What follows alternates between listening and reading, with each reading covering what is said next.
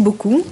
Merci à vous pour cette invitation. J'espère que je vais être effectivement à la hauteur de la qualité de votre argument, avec lequel je me sens tout à fait en accord. En particulier avec cette idée que l'une des choses qui nourrit ce qu'on appelle les nouvelles violences des jeunes, c'est qu'ils sont privés de conflits structurants.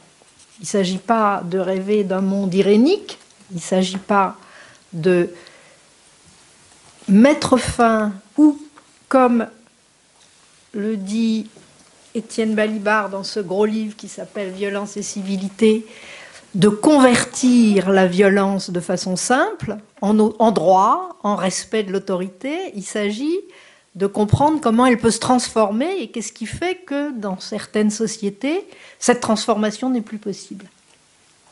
Alors, mon exposé se fera en deux parties extrêmement différentes l'une de l'autre. D'une part, je vais vous raconter ma rencontre avec un jeune homme qui est venu m'interviewer comme psychanalyste sur une pratique culturelle que j'ignorais qui s'appelle le body tag.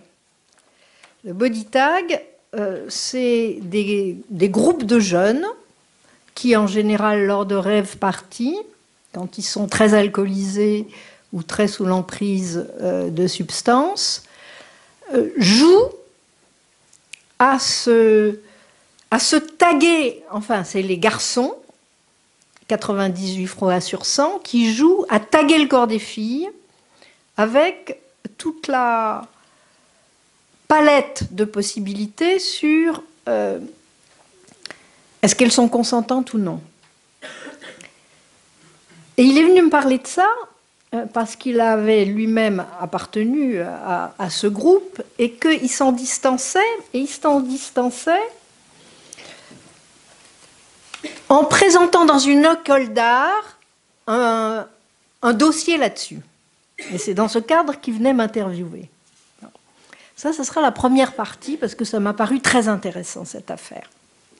À la fois par le degré de violence que je n'imaginais pas dans cette pratique, et aussi par toutes les dimensions, à la fois sociétales, de manque de quelque chose, mais aussi de possibilités qui étaient liées à cela. Et puis la deuxième partie, mais si je parle trop longtemps, vous m'interromprez, la deuxième partie sera complètement différente. Il s'agira justement d'une lecture d'Étienne Balibar, puisque ce qui m'a beaucoup intéressé dans ce livre « Violence et civilité », c'est justement qu'Étienne Balibar dit que dans la pensée occidentale, en particulier depuis les révolutions américaines et françaises, on a toujours dit, et même à partir de Hobbes au XVIIe siècle en Angleterre, on a toujours dit que par rapport à la violence, on attendait qu'elle se convertisse en droit, en système juridique, en respect de l'autorité, et qu'il y a quelque chose qui fait dans nos sociétés, et pas seulement chez les jeunes, mais en particulier chez les jeunes, il y a quelque chose qui fait que cette problématique ne tient plus. Et que, justement, parce qu'elle confronte trop le réel à un idéal, et qu'il y a des conditions de production de la violence dans la réalité qui ne sont pas prises en compte, et qu'en particulier, ce qui est très dangereux, c'est, et je m'expliquerai là-dessus, le moment où une violence qu'il appelle hyper-objective rejoint une violence hyper-subjective où les conditions subjectives de rapport entre soi et l'autre, entre l'autre et l'ennemi, sont complètement abolies. Voilà.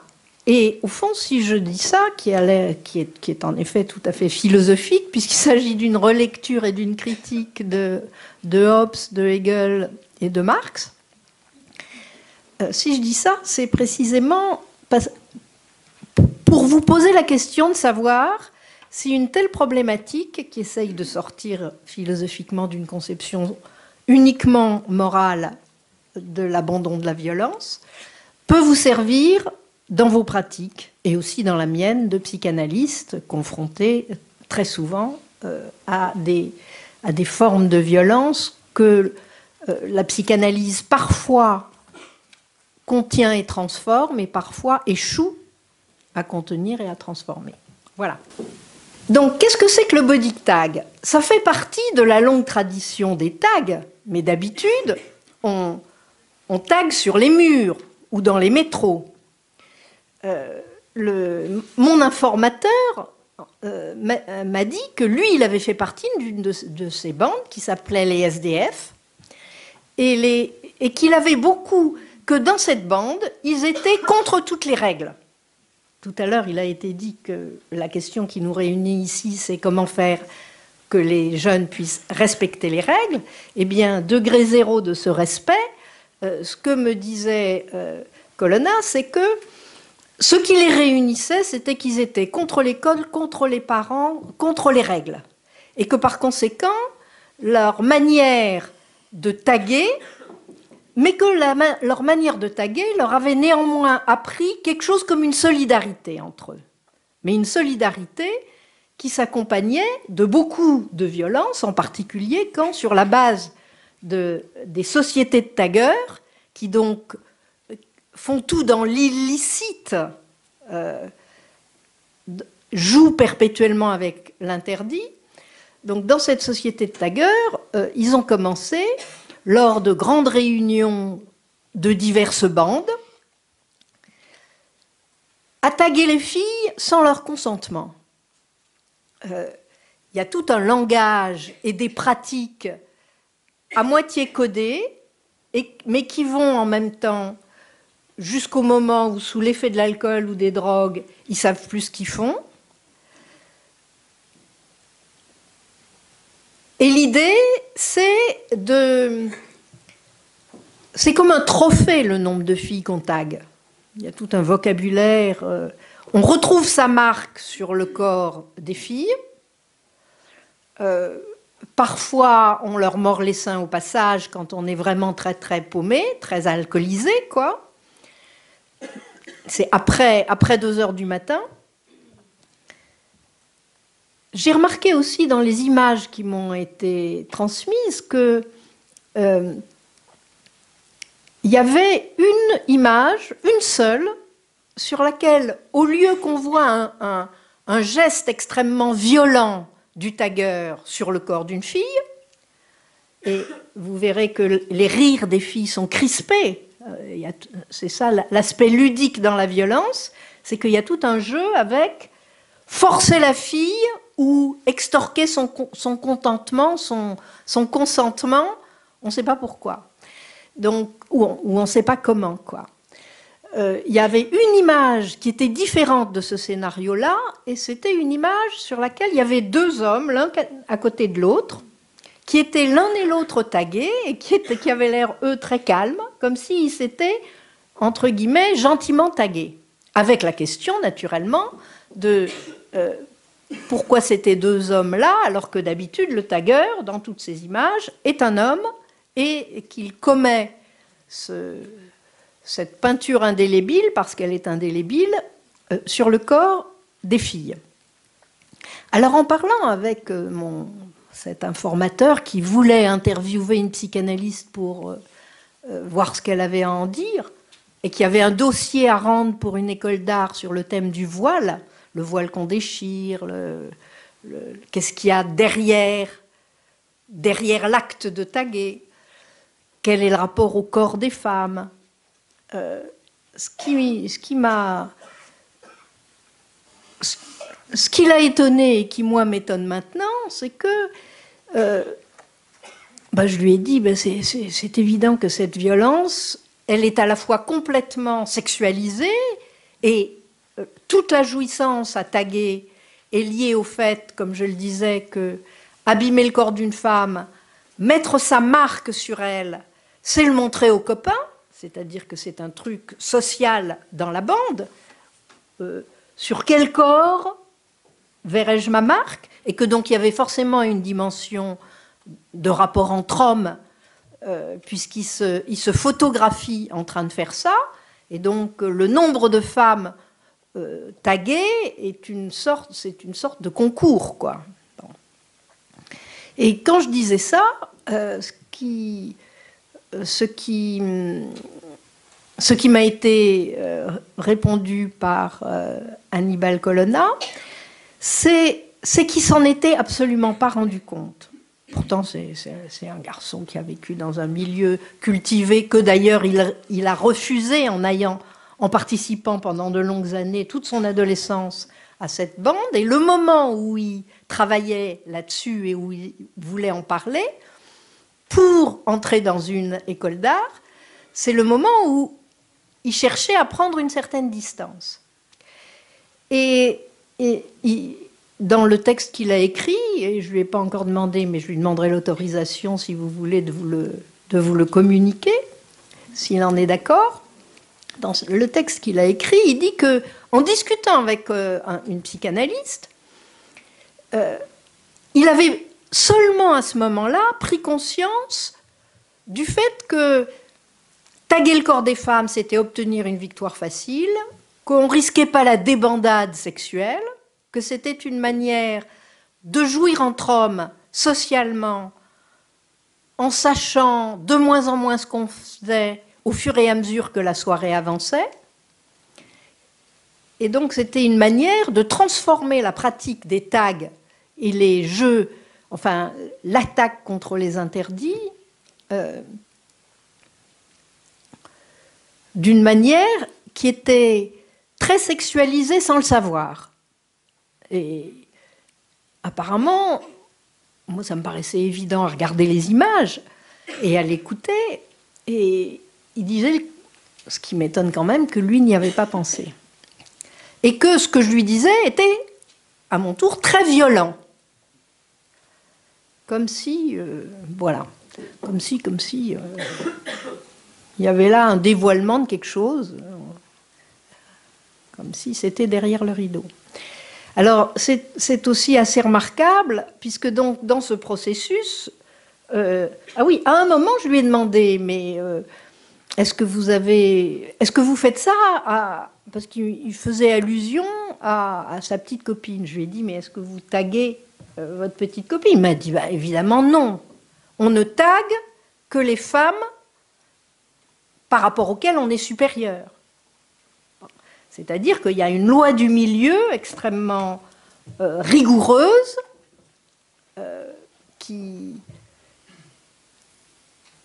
fait que ce sont des demi-inconnus qu'on marque comme ça. Et voilà. Alors il y a autre chose aussi de très important, je crois, c'est que ce petit cahier que je fais circuler, il a été fait par le chef de la bande, par le chef des SDF. Pas le grand cahier orange tellement violent, là, la BD terrible, mais les photos de tag.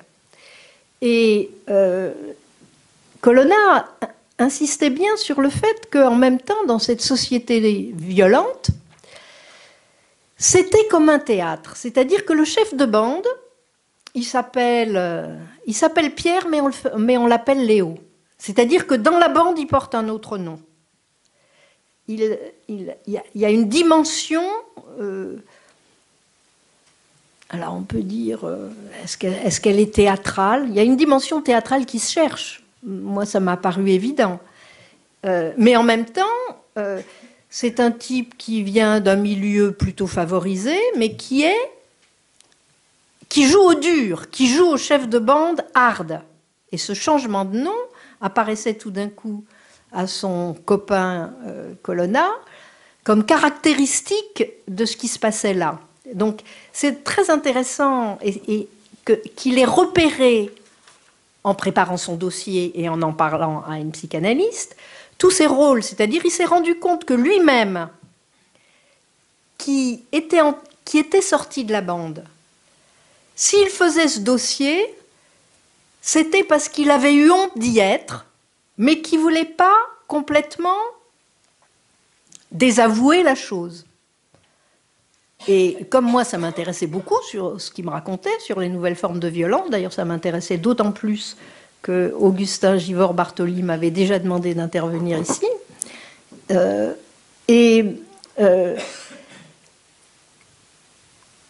Il était très étonné que je n'ai pas une forme de condamnation, que j'ai un intérêt par rapport à ce qu'il me disait, pour essayer de comprendre ce qui se transformait entre violence débridée, abandon de ces jeunes, mais rupture de ces jeunes par rapport à tous leurs liens familiaux et sociaux, et quelque chose qu'en psychanalyse, on appelle soit avec Freud Kulturarbeit, c'est-à-dire travail de la culture, soit d'un terme plus banal, sublimation. C'est-à-dire comment ça peut se faire accepter, ces pratiques, dans un autre registre, et non pas par refoulement et interdit, mais par transformation de telle manière que ça aille au-delà des actes eux-mêmes, dans la manière même de les mettre en scène, de les exprimer et de les transformer.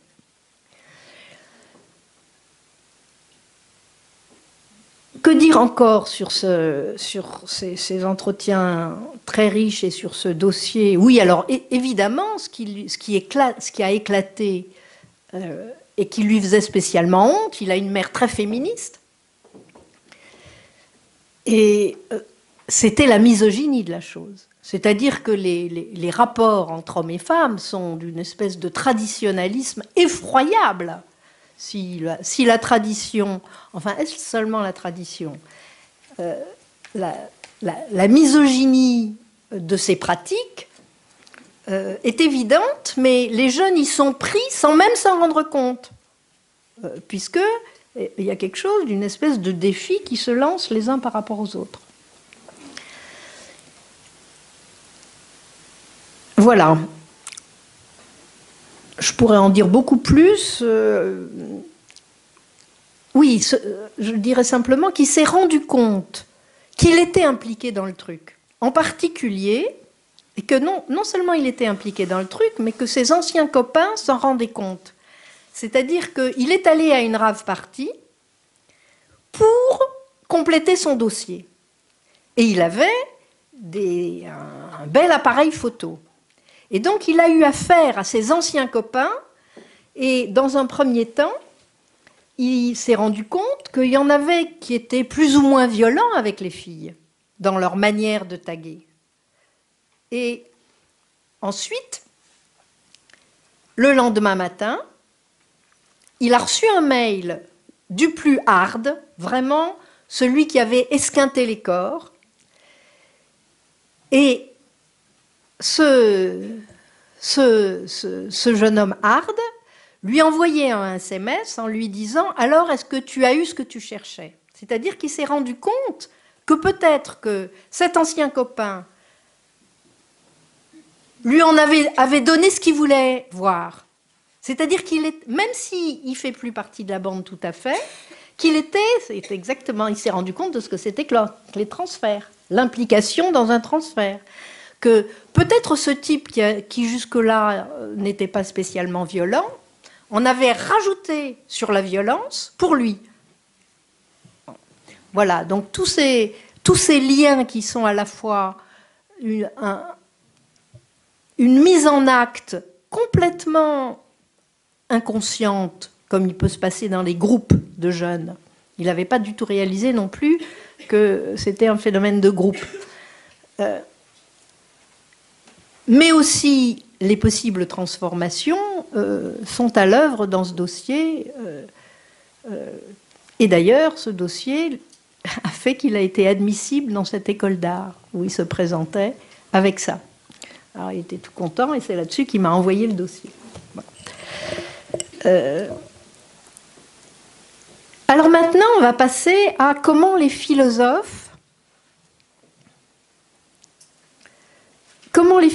essayent de concevoir ce cas de spécifique, enfin pas les philosophes, un philosophe, essaye de concevoir ce cas de spécifique,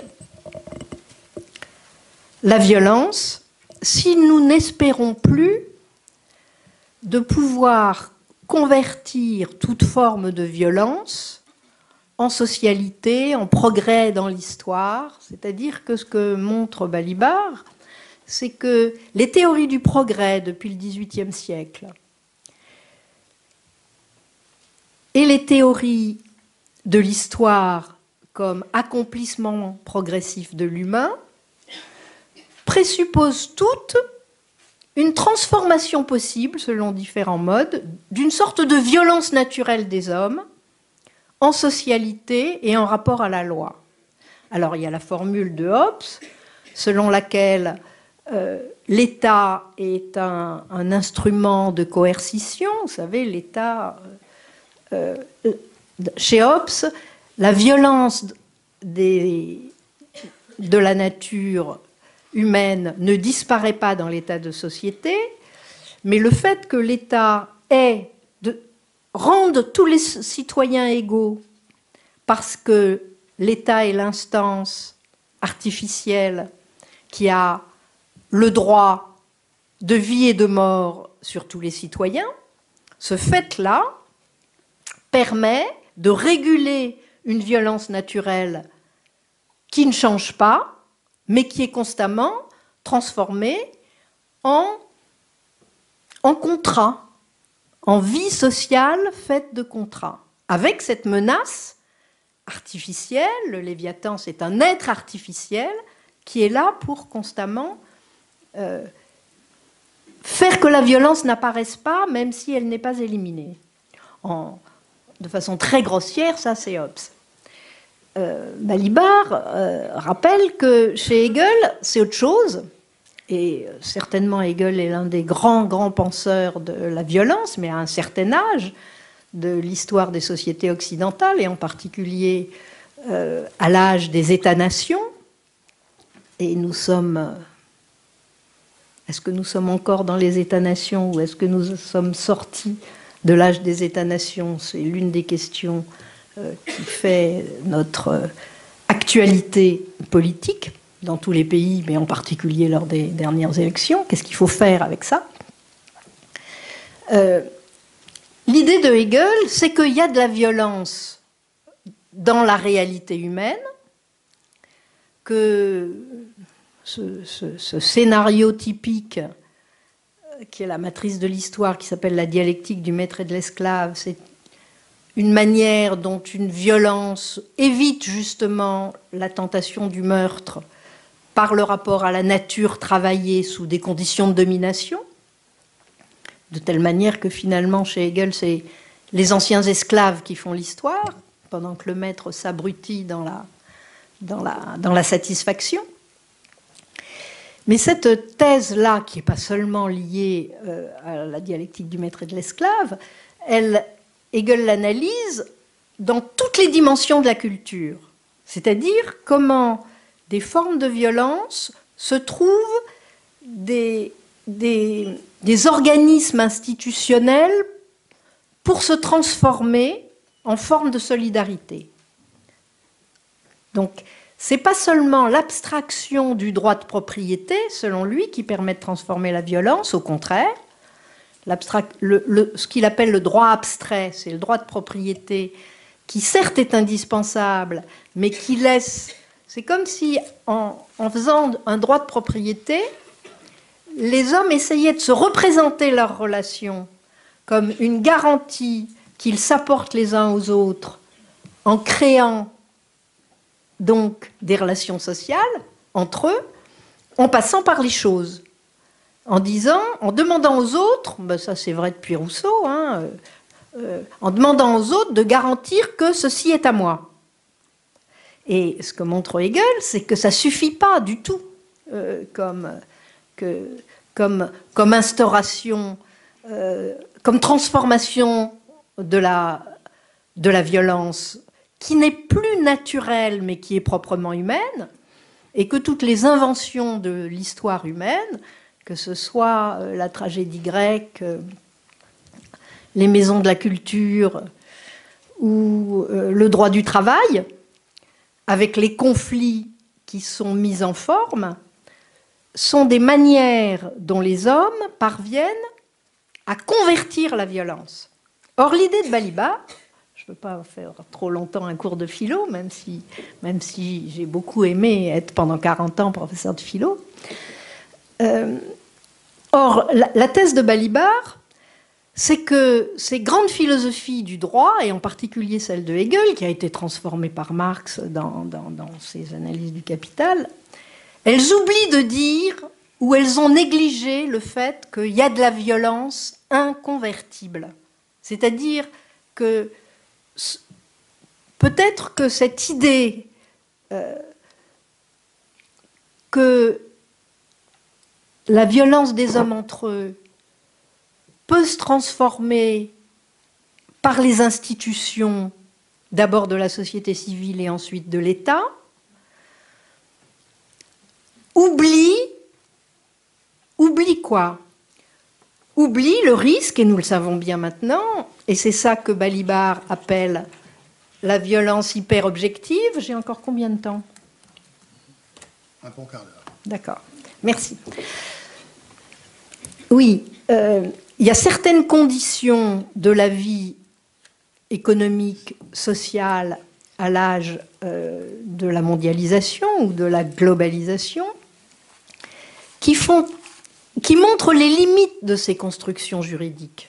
Enfin, qui ne sont pas seulement juridiques au niveau du droit de propriété, mais de cette théorie selon laquelle toute la violence des hommes peut se transformer en institution dans les États-nations, et que l'État est le garant de cela. Balibar prend deux exemples, enfin parmi d'autres, mais il en prend deux. Il dit, par exemple, peut-être que ces philosophes, et en particulier Hegel, ont méconnu à quel point le passage de la famille à l'État, c'est-à-dire aux relations de travail et de citoyenneté, à quel point ces relations peuvent imposer des renoncements qui ne sont pas pensés. Et en particulier, ce à quoi il pense, c'est au modèle de la famille monogame, hétérosexuelle et tout, qui fait fi d'un certain nombre de souffrances infantiles. Et naturellement, il se réfère, quand il le dit, à la psychanalyse, qui fait fi d'un certain nombre de souffrances infantiles qui restent complètement en friche. Or, les philosophes comme Hegel, eux, ils avaient toute une théorie de la manière dont la violence se transforme. C'est-à-dire, par exemple, je vais prendre deux exemples, parce que c'est quand même vachement intéressant. Dans son commentaire de l'Antigone de Sophocle, il montre que les femmes, elles représentent la succession des générations, et elles n'interviennent pas dans la vie publique, sauf quand, qu'est-ce qu'elle fait Antigone?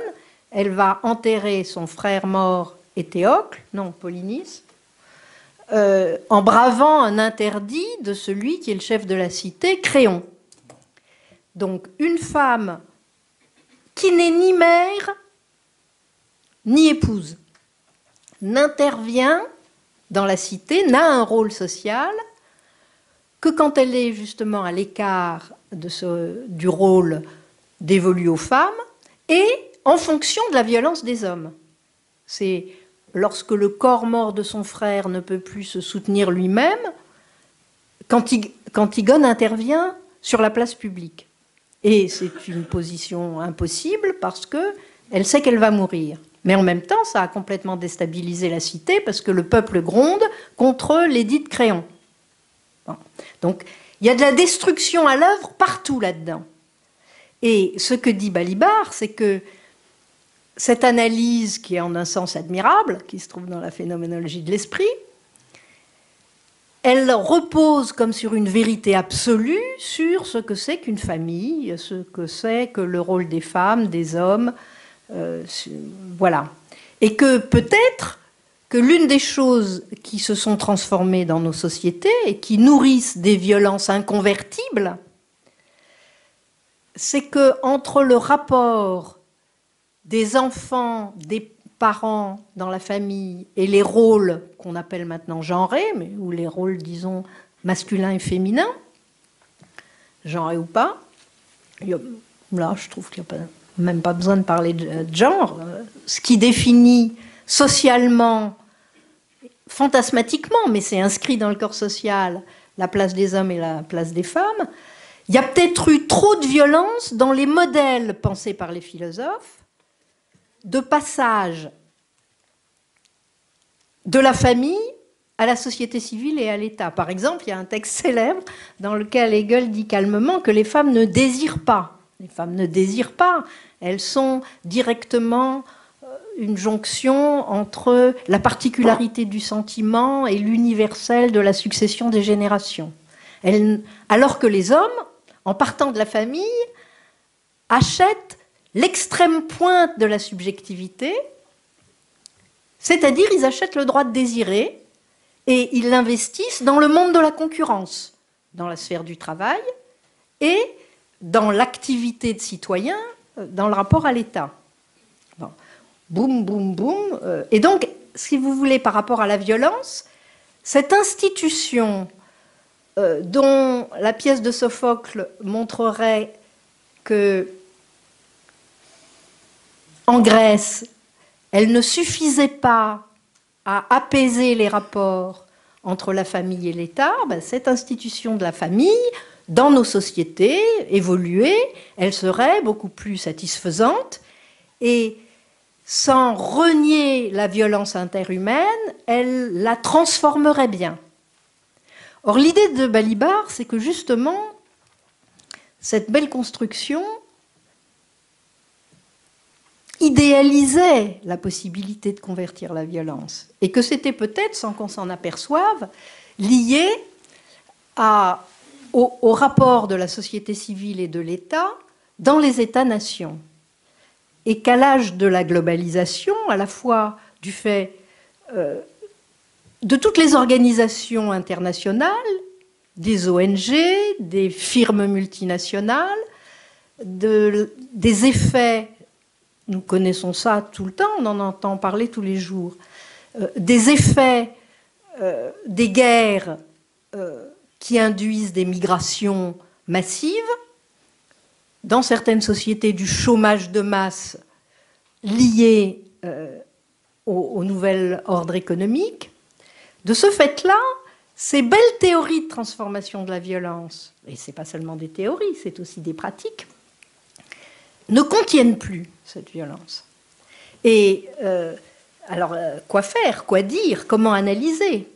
Alors, son idée, c'est que, par exemple, les guerres des Hutus et des Tutsis au Rwanda, ou encore ce qui s'est passé dans l'ex-Yougoslavie, montrent le débridement de quelque chose qu'on dit non humain.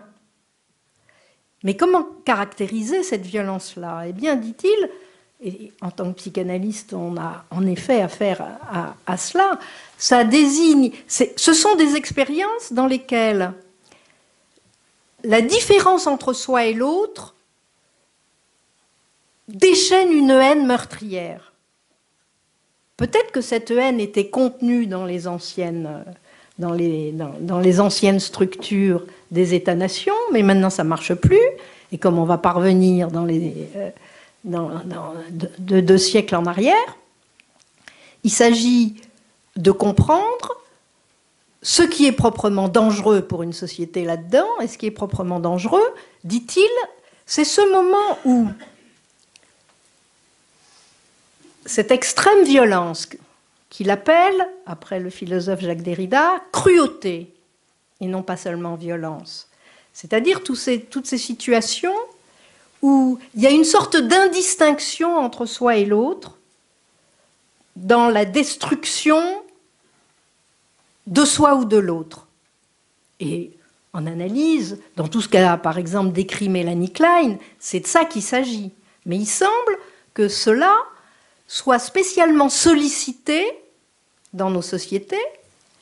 Et ce qui rend ça dangereux, et vous voyez, ce n'est pas la nature humaine ou l'animalité en l'homme, c'est proprement humain, mais ce qui rend ça dangereux, c'est quand cette extrême violence se met à faire court-circuit avec des conditions de violence objective chez des populations qui n'ont plus la manière de s'insérer dans le corps social.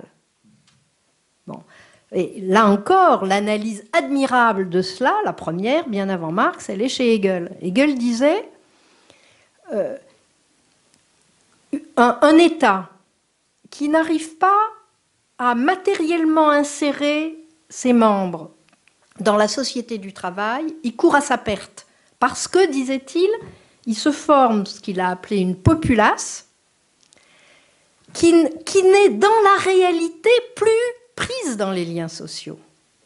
Et ça, c'est la mort de l'État. Donc, après ça, Marx a beaucoup développé cela. Et il est certain que, et Marx l'a développé en analysant les débuts du capitalisme en Angleterre, c'est-à-dire ce moment où, et les lois sociales ont transformé cela pendant tout un temps, ce moment où il y avait une paupérisation absolue de la classe ouvrière en Angleterre, c'est-à-dire que les ouvriers ne pouvaient pas reconstituer leur force de travail d'un jour à l'autre, et que leur salaire était insuffisant pour cela. Bon, tout ça a été en un sens corrigé, mais c'est comme s'il y avait des formes de violence hyper-objective, merci, il y avait des formes de violence hyper-objective dans notre société qui se mettaient à communiquer avec des formes de violence hyper-subjectives et que c'était ça qui décomposait la société. C'était ça, la violence inconvertible auquel on a affaire. Alors je ne sais pas si dans vos pratiques, cette idée de Balibar peut vous être utile. C'est ça que j'ai envie de vous demander, c'est ça que j'aurais envie de travailler avec vous, c'est-à-dire, est-ce que c'est la difficulté en elle-même de la vie économique et sociale qui est dangereuse? Est-ce que c'est la violence subjective dans le rapport à la sexualité, à la mort et aux conflits familiaux qui est dangereuse? Non, c'est le moment où ça fait court-circuit, dit Balibar. Je crois que je peux tout à fait finir là, c'est-à-dire,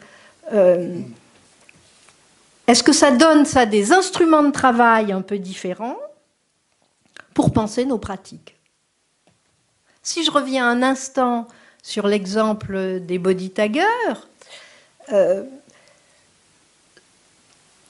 il y a quelque chose d'important, et il le dit lui-même, c'est que donc mon informateur, celui qui a fait le dossier, c'est quelqu'un qui a vécu dans un milieu tout à fait cultivé, mais qui est binational Algérie-France.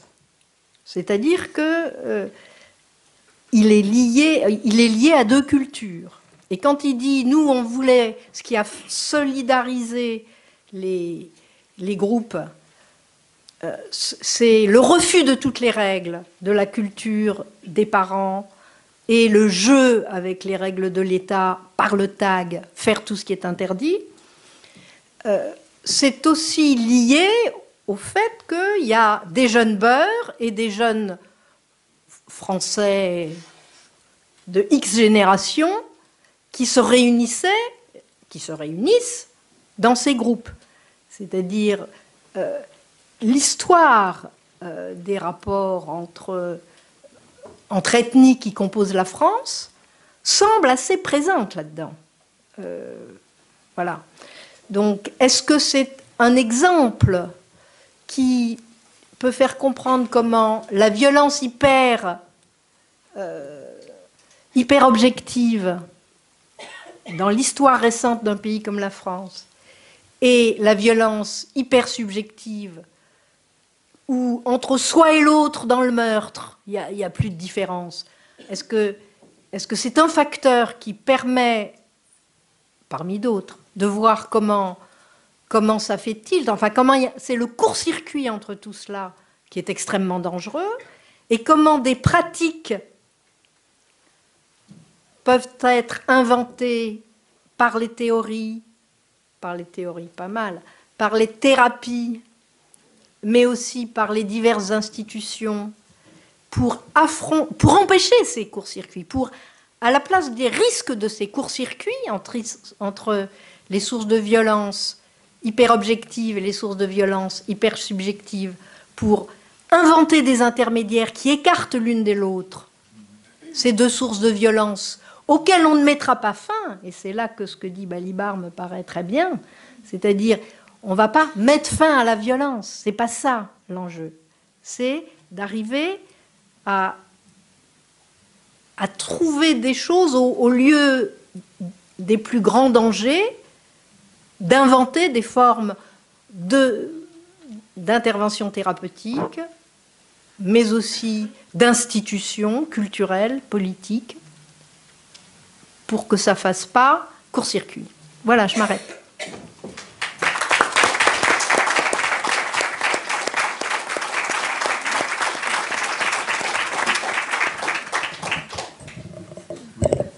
Merci Madame pour cet exposé dense et riche, pour ce